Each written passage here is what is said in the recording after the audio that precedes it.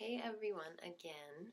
So I am doing this video on today's topic is going to be about a shift and in a sense an awakening in ourselves. And I know that we're kind of going through this new time where everything is changing rapidly and we are hearing a lot of talk about the awakening and what does it mean to be awakened. And in some ways I feel that talking about the awakened individuals or people, it kind of puts them on a pedestal in the sense that if these individuals are awakened, how can we get there? And they're probably unique. They're in a whole different dimension.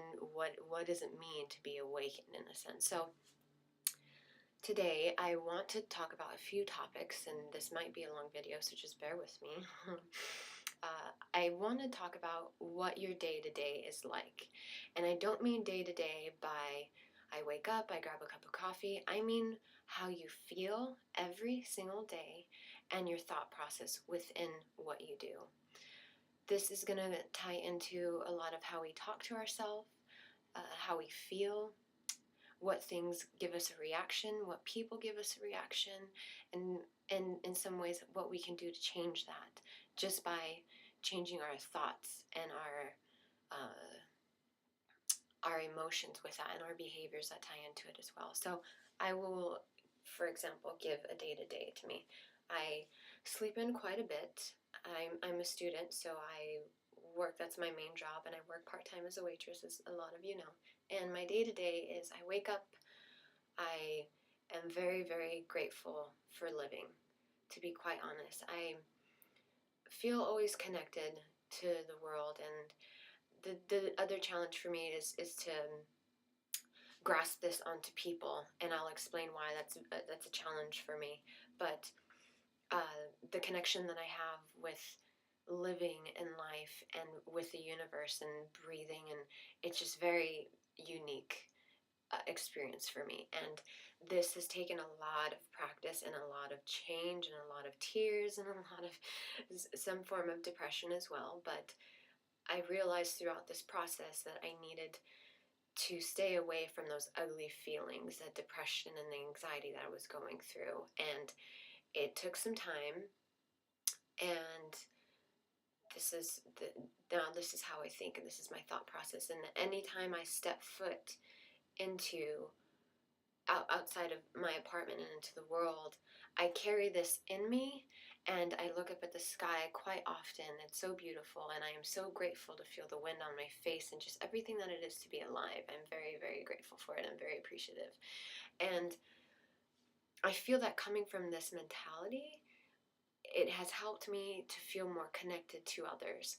But there is a challenge with that I still need to learn and still need to adapt to. So I'm going to talk a little bit about society and how society can kind of put you in a rat race and put you into feeling and being how everyone else is feeling and being, because we are so disconnected now. We have phones, we get into our cars, we go to our jobs. We're so disconnected that we see everything on a grand scale. We see everyone being busy, and we don't really connect with these people. I can't remember the last time, I mean, I can, but honestly, that I talked to a stranger and had a genuine conversation about life, or about something of substance. And there's definitely something that's missing in this society and in this world, you know. And I do want to talk a little bit about society and how that is kind of course, this is going to be change within me, and there's no justification and no victimization here, but it has to shift within me. But when I put my first step into society and I go to work and I go to school, there is a sense of being held back. Being held back as if I can't relate to some people, and this has to do with a little bit of my ignorance in a sense, but I feel held back. Like I can't really connect with people. And I feel this because when I walk on the street, or for example, how many of you have opened a door for someone and they are just totally in their own minds, and they don't acknowledge you opening up the door. It irks me a little bit, not because I want to do this for people and I want to open the door, but it irks me because these individuals, it happens quite often, and I've been guilty of it. I've been in my own head and someone's held open the door for me, and I've just zoomed through. But looking back at that person and saying thank you goes such a long way. You know, you're in LA, especially, you're driving on the freeway. No one lets you over. I let people cut in. If you're in traffic, you're gonna increase your distance by 20 feet if you let a few people over. I mean, or if you don't, it it's the genuine care and the acknowledgement of our own kind that we need to be more sensitive to and we need to be aware of. And when I open up that door for someone and I don't get a thank you, it's kind of expected now that I might not. And when I do get it, my heart just lightens up. I'm like, oh, like, this is nice. Someone is aware and someone is mindful and is in that moment, and they aren't going off in their head. They see someone else doing something for them. And with this being said, I find it difficult for me, at least, to step foot in society because when I do make, it's like I'm put into a box in a sense. I can't let my true spirit out. I have a hard time looking at people and smiling because 9 times out of 10 they won't either, one, make eye contact with you, or two, smile back. And in a sense, that is numbing, and that makes me not want to do it. But if this is who I truly am and what I truly want to do and who I am deep down, I should not be affected by it. But I am human, and this is something that I need to shift and to change with, and I need to move on from this and see this as a challenge. And I have one kind of way that I can summarize the shift that needs to happen in this.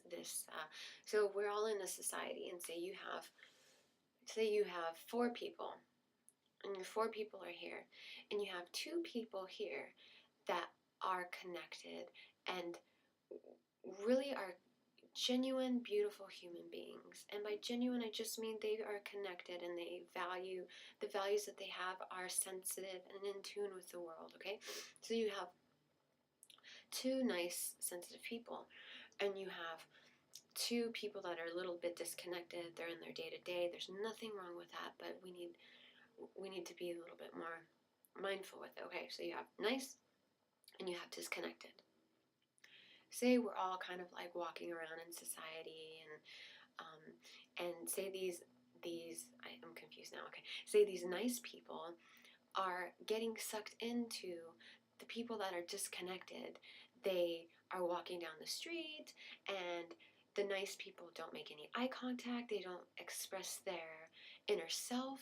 So we're essentially going around in this rat race with beautiful people and disconnected people, but we're getting submerged into the way that society is constructed and the way that things and the things that we feel should be because everyone else is doing it.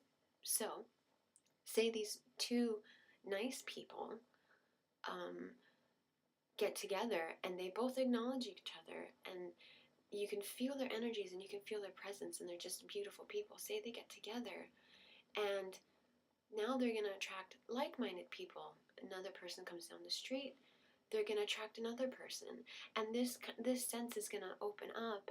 And people deep down, they want good, they want to have fulfilling life, and we've just been kind of wrapped into a fulfilling life is external things, but it's not. You can have nothing and be completely whole inside. You can have that 100%. Many people live that way. And this is why I think we need to have a shift in the way we think.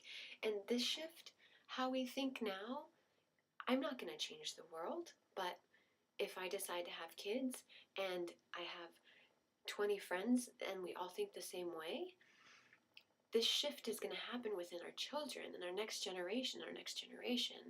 It's not going to happen overnight. And this is why we need to stop living so much in the moment as immediate gratification, in the moment of what else can I get, what else can I feel better with, what else can I do that's going to help me in the now immediately. And by in the now, it's more of being in control of your feelings and just feeling connected.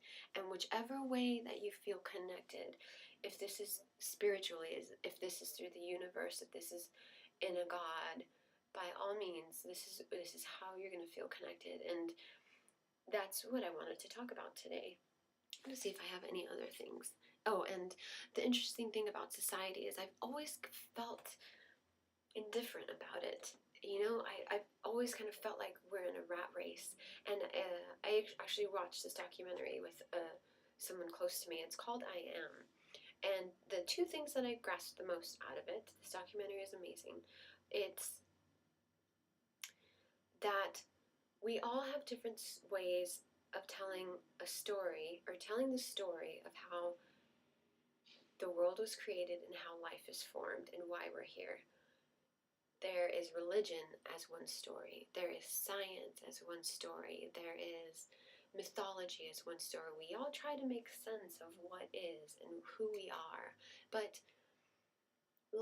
if we can do our best to focus now and see that we are feeling and touching and living and breathing what we can do now, instead of looking into the future, instead of looking into a higher being, that it doesn't matter what I do now. If I sin, I know that I'm going to go to heaven. It's about, we don't know what's going to happen when we die, and when we get there, let's figure it out then, But in the meantime, whatever we feel about death, if you believe in karma, if you believe in heaven, let's figure it out then. Let's live a good life now and have a healthy, beautiful life now, and we can be the shift. We can create this change in our next generation, so we can be more mindful and sensitive to people. And I know I'm going to kind of go off on a tangent a little bit, but I'm very about eating healthy, and what you put into your skin and what you put into your body is important. And I actually did a presentation on cancer. And did you know that 1 in 4 people have cancer? Will develop, no, I'm sorry, 1 in 4 people will develop cancer in their lifetime.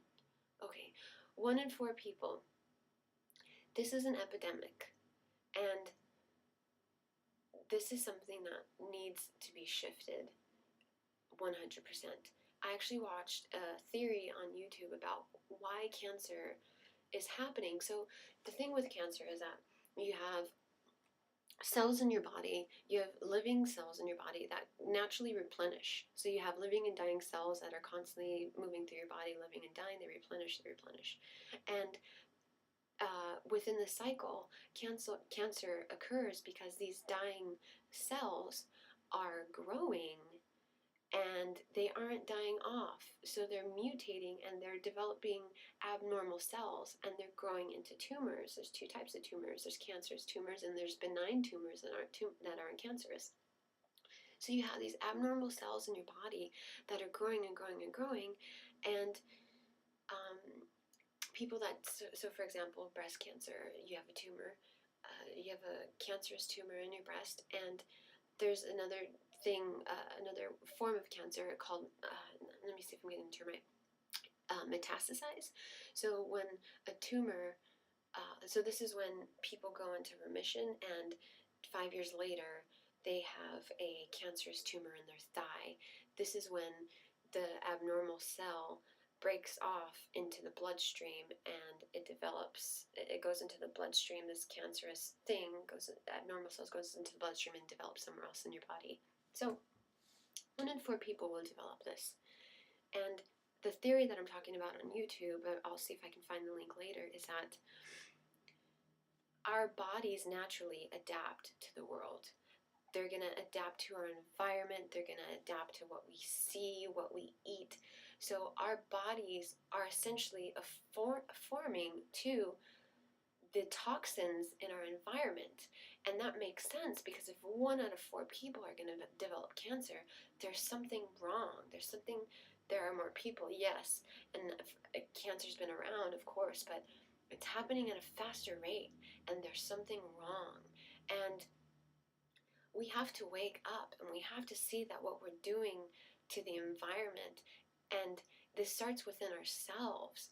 It's not because everyone else is doing it. It starts by practicing these things and valuing them and having this lead your life. And the way, tangent here, but the way that we treat animals and the way that we slaughter them and mass produce them, we don't need to eat this much meat. Cut it down, you know, if you can't live without meat, cut it down, try to eat organic. Make sure that this animal was in a happy and healthy home, because if you're eating an animal, it goes beyond, if one is not empathetic about an animal, it goes beyond, then tune it in onto oneself. So if you're eating a cancerous, gross cow, you're essentially taking on the life of this cow when it's going into your body and into your bloodstream. And this is why it's best to eat organic. And now it's organic is not that much more expensive than regular produce. It's not that much. Say you spend $20 more, but you know that you're having a healthy diet, and you're supporting something that is for the earth and for the planet. And these things do not happen overnight. I'm telling you, I yo-yoed with not eating meat for a while. I yo-yoed with my diet, and I started eating fast food my whole life. And after I was 18, 19, I realized, like, what am I doing? What am I putting into my body? And I have the same financial budget as I did when I was 18. I'm 26 now. I'm doing a little bit financially better, but I mean, I can eat organic food and eat healthy with it. So this is why I think a shift needs to happen, and we need to feel more connected to others. And the biggest challenge for me, and I don't know if other people share it, is that I have to put myself in those situations that that when I encounter someone else that is disconnected, that my spirit needs to go into them, and my being, myself, needs to go into them. And it sounds kind of silly, but I can do it in a introvert extrovert scenario. So if someone is extroverted and you really like their personality, you're going to want to hang around with them. They have really vibrant personality. They lift you up. They make you feel good. Some of them might be draining if you're an introvert like I, but they lift you up. They make you feel good, you know, and you want to spend time with those people. They're funny. They're enjoyable. And this is what I mean by changing our presentation in society and being who you are deep down. It is a challenge because we are in a rat race and we are in this go, go, go mentality and lifestyle. But I think the challenge would be,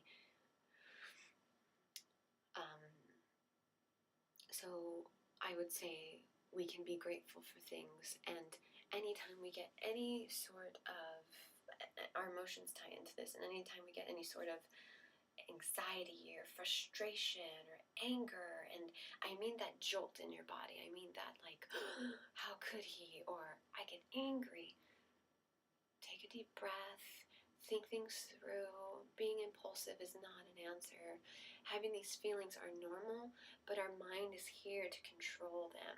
I'm not saying that we have to mask how we feel and be numb and walk around like we don't feel, but taking control of our actions, taking control of our emotions, essentially controls our behavior and maintains all these relationships with people.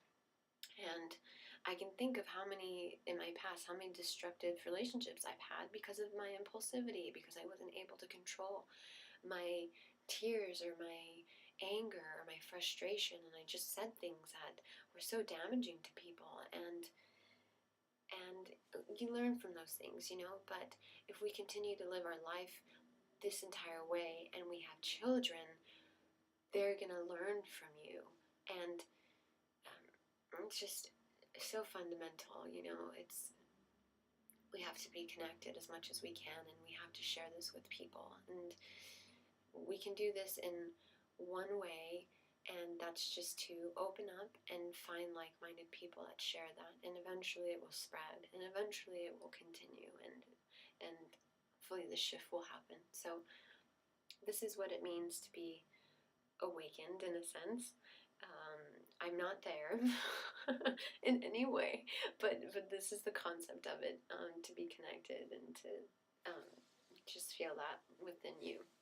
So I'm going to end this with what I started with. What are your day-to-day emotions? And if we can somehow see what triggers these emotions that get us so riled up or even excited or upset, we can correlate these events to how they make us feel, and we can see these patterns. If someone is, for example, if someone is always late and it really irritates you, communicate that to them. Open up. Don't let this muster inside. It's only going to hurt you, and the other person isn't going to know. And if the other person gets offended and they don't talk to you, well, they weren't meant to be in your life. They weren't meant to be. They aren't understanding. They can't come to your needs as well. And eventually you will find someone that fits within that, you know? Find someone else that's, oh, I'm sorry, I didn't mean to do that. And what a beautiful way to live a life, you know? What a beautiful way to be with someone. So what are your day-to-day emotions? Jot them down, write them down,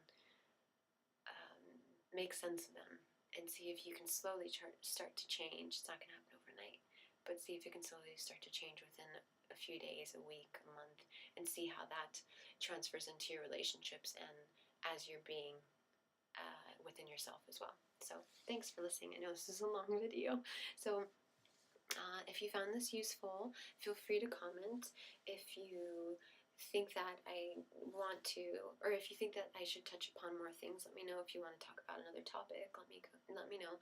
I think the next topic that I'm going to be talking about is death and dying. I did a group presentation for this in class, and this needs to be talked about, especially in our culture. So next one will be about death and dying. Okay, thanks guys. Bye.